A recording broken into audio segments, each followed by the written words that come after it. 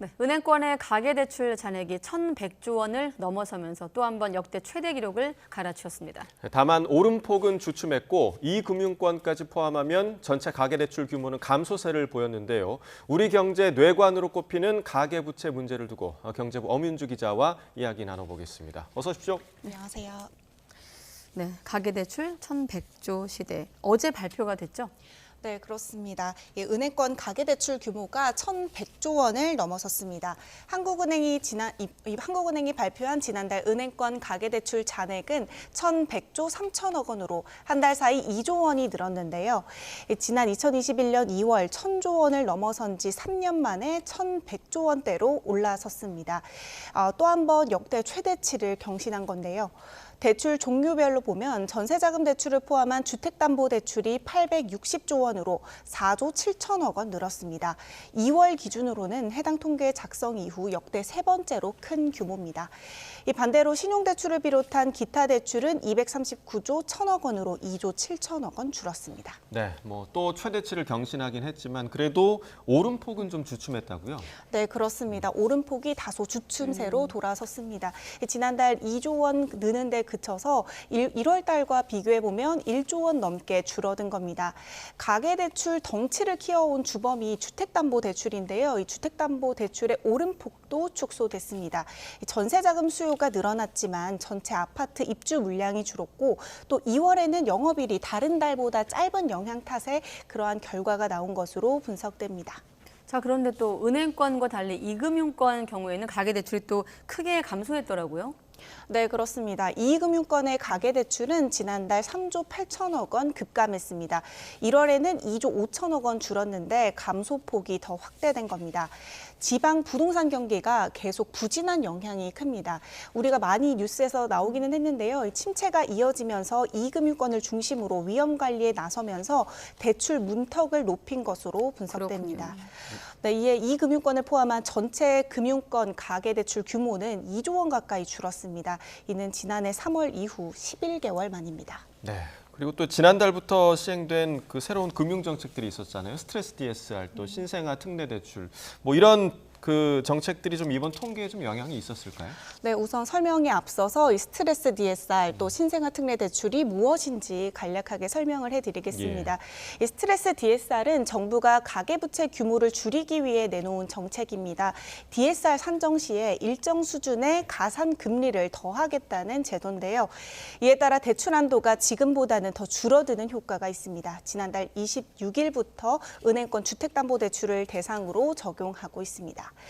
여기에 신생아 특례 대출은 정부가 저출산 극복 지원을 위해서 2023년 1월 1일 이후 출생아를 둔 출산 가구가 1.6%에서 3.3%의 저금리로 주택 구입 자금을 대출해주는 정책입니다.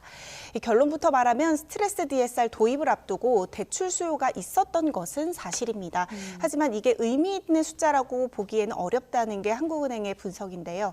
신생아 특례 대출의 경우에도 신규 대출보다는 갈아타기 수요가 더 많다 보니까 전체 가계대출 증감에 큰 영향을 미치지 못하고 있다고 보고 있습니다. 네, 그래도 아무튼 이런 정책들을 포함해서 정부의 목표가 가계부채를 GDP 대비 100% 이하로 좀 떨어뜨리겠다 이런 각오를 갖고 있는 것 아니겠습니까? 앞으로 좀 가계대출 규모가 줄까요?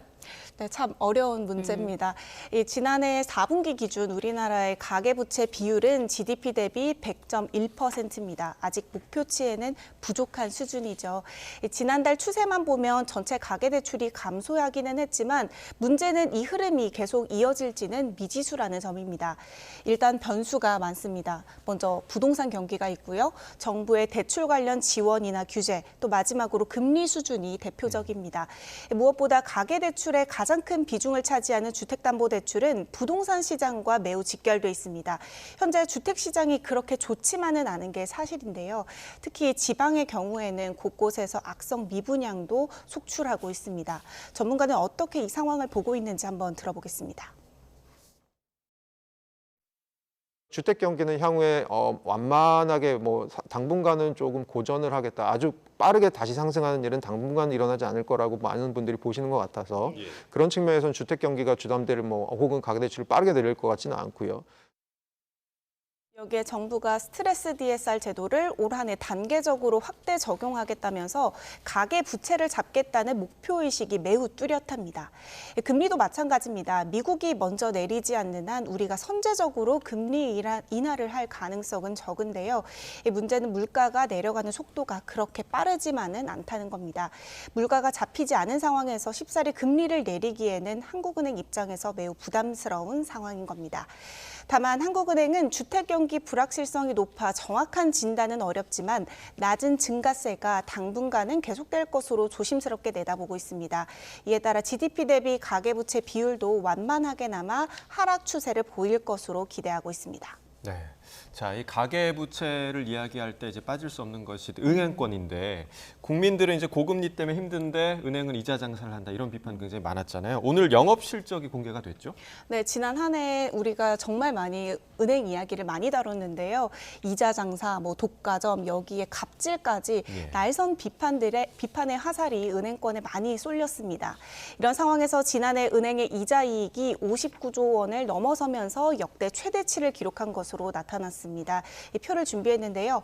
금융감독원이 오늘 발표한 지난해 은행 영업 실적을 보면 이자 이익은 59조 2천억 원으로 1년 전보다 3조 2천억 원 늘었습니다. 고금리 속에 대출 채권 등 이자 수익 자산이 확대된 영향으로 분석됩니다. 다만 이자이익 증가율이 5.8%에 그치면서 재작년 21.6%와 비교하면 크게 줄었습니다. 수수료 등을 포함한 비이자 이익도 마찬가지입니다. 5조 8천억 원으로 1년 전보다 68% 늘었습니다.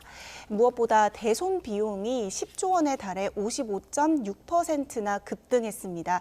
이 연체율 상승 등 대내외 불확실성 요인이 많다 보니까 이 대출이 부실화되는 것을 막고 또 건전성을 유지하기 위해 은행이 대손 충당금을 크게 늘린 결과입니다. 그 결과 수익에서 이 판매비 등 비용을 빼고 남은 것을 당기 순이익이라고 하는데요. 이 당기 순이익이 모두 21조 3천억 원으로 집계됐습니다. 1년 전보다 15%, 2조 8천억 원 늘어난 규모입니다. 네, 자 그렇다면 4대 금융지주로 그 범위를 좁혀보면 어떻습니까? 네, 4대 금융지주로 범위를 한번 좁혀봤는데요. 지난해 연간 이자 이익이 사상 처음으로 40조 원을 돌파한 것으로 집계됐습니다. 이 가계대출과 기업대출이 늘어나면서 고금리 장기화에 직접적인 수혜를 받은 겁니다. 비이자 수익도 10조 5,187억 원으로 재작년보다 무려 48% 급증했습니다. 수수료 구조를 변경했고 주식 투자 등으로 과거 손실을 만회한 덕분에 대출 이자 외에도 높은 수익을 낸 것으로 보입니다. 다만 사상 최대를 경신할 거라는 애초 전망과 달리 전체 순이익은 다소 줄었습니다. 전체 이익에서 비용을 뺀 연간 당기 순이익이 14조 9,682억 원으로 2022년보다 4.5% 감소했습니다. 지난해 상생금융을 위해서 민생금융 지원에 나선 데다 대손 충당금을 대폭 확대한 영향으로 분석됩니다. 네, 여전히 은행이 높은 이익을 거두고 있다. 다시 한번 또 이자 장사라는 비판이 또 나오지 않을까 생각이 듭니다. 자, 엄윤주 기자와 이야기 나눠봤습니다. 고맙습니다. 수고했습니다. 감사합니다.